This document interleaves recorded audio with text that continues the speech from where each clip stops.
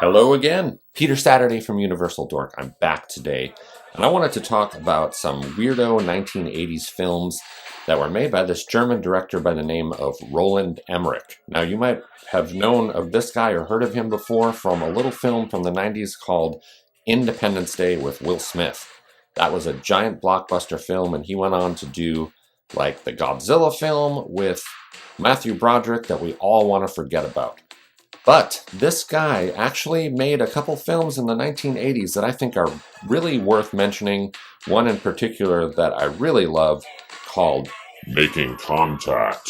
Ooh, yes. This film, I have got this on Blu-ray. I don't think that this one is actually in print anymore. But this film is one of my favorites as a 1980s kind of Spielberg AMBLIN ripoff film. This is probably the ultimate in that category of AMBLIN ripoffs. So if you don't know what the AMBLIN stuff is, it's sort of those movies that are the kids in danger films of the 1980s that feature the kids riding around on their bikes. It's the kind of stuff that Stranger Things completely ripped off. Now, this movie actually kind of feels like, I would say that it was almost made in like 2025 and is trying to rip off something from that era, because the amount of 1980s like product placement and Spielbergian tropes that go on in this film are absolutely unbelievable. It feels like someone, in the way that they do films nowadays, where they really try to drive it home to like, this is the fucking 1980s. Here is every little piece of 1980s pop culture shit that we can pop into every frame so that you know it is the goddamn 1980s. That's what this one feels like. So yeah, Making Contact from 1986 also went by the name of Joey, and it is just about under 80 minutes, 79 minutes long exactly, and that is the US cut. So I used to have this on VHS. I sold the VHS at the shop, and then I upgraded to this out-of-print Blu-ray. I believe it's from Kino Lorber. Yeah. They really need to put this back into print here. Someone like Vinegar Syndrome could probably grab this thing and probably give you a little more in the bonus features department, because this really doesn't have much, I believe, except for maybe a theatrical trailer. So yeah, there is another version of this film out there. It runs probably 20 to 30 minutes longer than this. So it actually adds, I think, quite a bit to the story. I think most of the major FX scenes have not been cut, but there is another version of it out there, and I think that that would be very interesting if someone were to re-release Making Contact onto a new Blu-ray, give it an upgrade with the international cut, director's cut of the film as well, would be really great to include. It's pretty noteworthy too because it's got an English dub on it that, for the most part, is pretty convincing. Very rarely feels or looks like they're not actually speaking in English, but the original version of this film was in German, and you can also watch that original language here, which might actually make the movie feel a little bit more legitimate and maybe not quite as hokey as it does. But anyway, the plot of this film is utterly bizarre, and I'm going to read it to you right off the bat. Following the death of his father, 9-year-old Joey finds himself at the center of a frightening series of phenomena, including telekinesis, phone calls from beyond the grave, and one very sinister ventriloquist dummy with extremely homicidal instincts. But when the authorities arrive to investigate Joey's gifts, they unknowingly unleash a horrific supernatural force that no scientist can comprehend and only one boy can hope to stop. Roland Emmerich, the director of blockbusters Independence Day, Stargate, The Day After Tomorrow, and Universal Soldier, wonderfully directs this haunting shocker. So yeah, how does that grab you for an insane plot? And things just get crazier and crazier as each minute of this film goes by. Things get more bizarre. Like immediately after this kid loses his father, which he loved so much, he is in his room and he is trying to make contact with him. And he does so with a toy phone. And as soon as he does that and makes contact with his father, strange things begin to happen in his life. He develops some telekinetic powers, which he showcases at school, and also his toys in his room all come to life, and boy does he have a lot of these goddamn toys. It's like this guy was obsessed with the Spielberg stuff and the George Lucas stuff. He's got Return of the Jedi all over his room.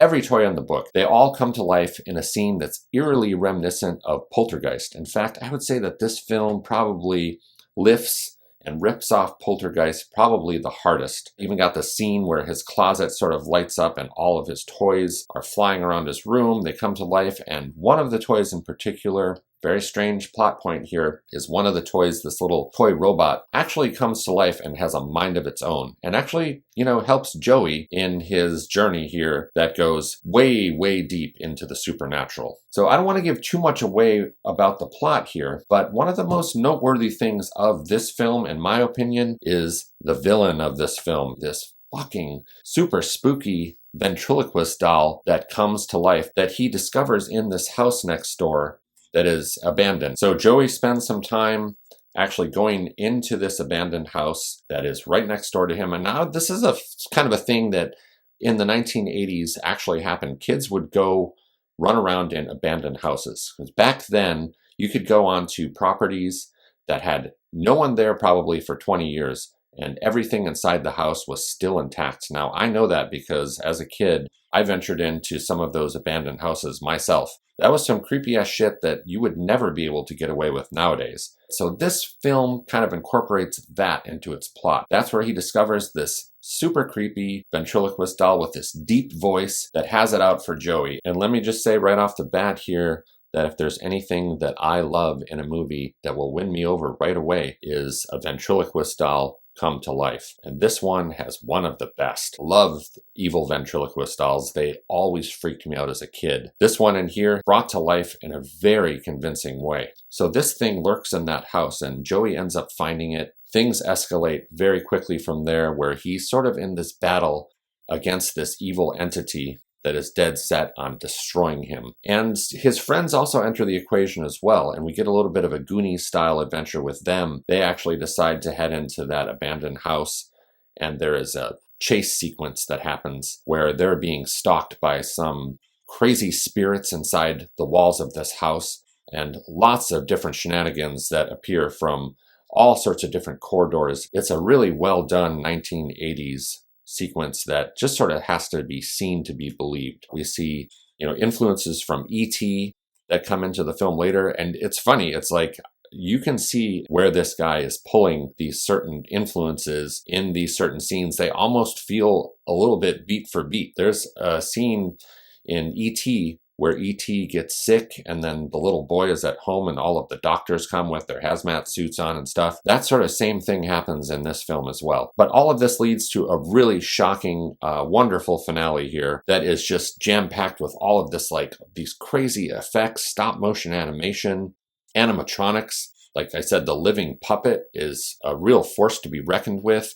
You've got lots of this blue lightning that's drawn on the cells that I love so much. It is jam-packed with that. There's toys flying around at one point. The Millennium Falcon. It gets a lot of criticism for being such a blatant ripoff of Spielberg's films, but if you go into this movie knowing that, I think there is a lot to appreciate. AMBLIN style Kids in Danger horror movie. This one is one of my favorites of the ripoffs. This guy really put his heart and soul into this film. He must have really been a giant fan of that genre. So yeah, this film is a total gem. And if you can find this on eBay on Blu-ray, I highly recommend grabbing that. But you can also probably get the VHS for pretty cheap as well. And it has such an incredible cover. You can see that right there with the ventriloquist doll in his closet. It's been a favorite of mine forever. That's why I had to upgrade to the Blu-ray. So fingers crossed someone re-releases it with the International Director's Cut. That would be great. Lastly, I don't want to spend too much time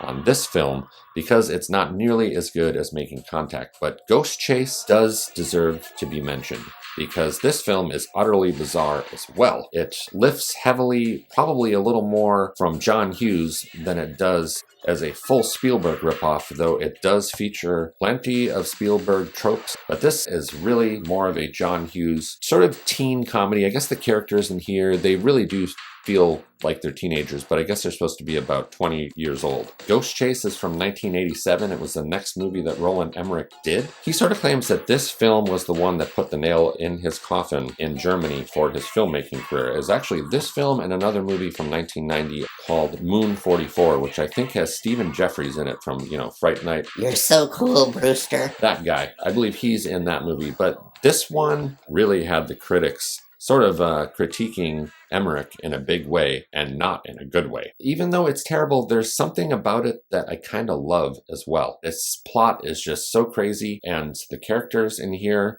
again, they're pulled right out of a John Hughes movie. It takes place actually around Christmas time. You can see Christmas decor all over the place, and the opening of the film leads us to believe that the movie might actually be a Christmas slasher. So we do find out very quickly that it is actually these two sort of moronic numbnuts that are actually two aspiring filmmakers, and they are trying to make a slasher movie that takes place on Christmas. And we got this guy right here, Jason Lively, who you might recognize from Night of the Creeps, which is one of my favorites as well, but more notably than that, European Vacation, where he replaced Anthony Michael Hall. And that's exactly what he sort of feels like in this film, is kind of like Anthony Michael Hall when he was transitioning into sort of a hotshot. So he's starring in his friend's movie, and he is in a scene with this girl, and right from the start we can see that this guy is a total sleazebag. He keeps trying to French kiss her during this opening scene of the movie, and she up and quits. You know, basically this guy's kind of like assaulting her, and she leaves, and it leaves them with no movie in production. They're not paying her anything, and they're sort of left in this predicament now because they want to be filmmakers in Hollywood. And that's where this movie takes place, is right smack dab in Hollywood.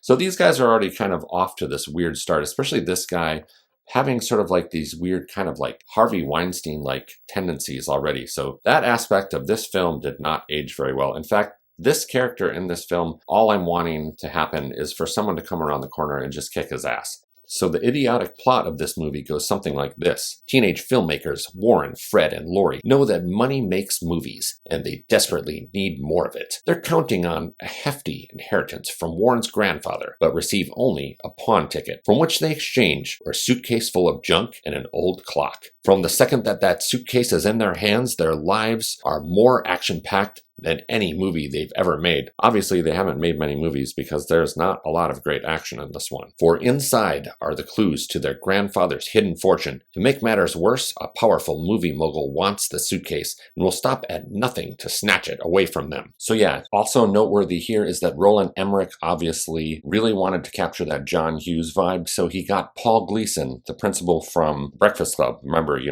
mess with the bull, you get the horns. He's got him in here as the actual villain. So props to that, I guess. The mystery unravels at the stroke of 12 when Lewis, a feisty little ghost, materializes with all of the answers. Can he help the trio defeat the mogul and make the dash for the cash? It's real Hollywood magic when they're off on a wild ghost chase. Now, it's not very good Hollywood magic, but the film's utterly bizarre, idiotic plot, which sounds way more intriguing than it actually is. So the thing about the way that it's seeming that Emmerich is putting together these plot points in his movie are very erratic.